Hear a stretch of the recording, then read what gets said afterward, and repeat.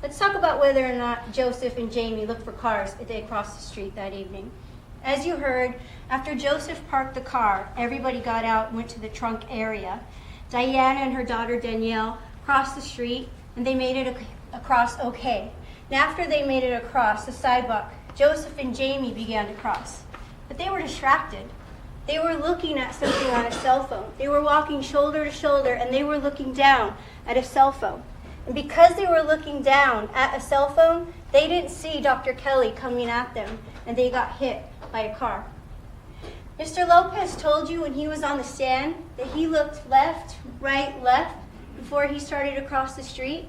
At his deposition, he said that he looked again to his right just before he got to that center lane. He said he looked again. But here in court, while he was on that stand, he changed his testimony and said, no, I looked again to my right just a few steps into the roadway. That's when I looked to my right to check for cars again.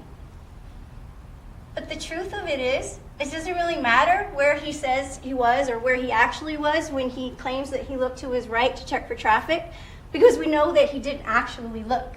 And that's because every single expert in this case told you that at the time Dr. Kelly was out of that dip, he had 9 seconds. Those headlights were visible for 9 seconds from the point that Jamie and Joseph were in the roadway. That car was visible for 9 seconds. So if Jamie and Joseph had actually looked to their right at any point, they would have seen the headlights.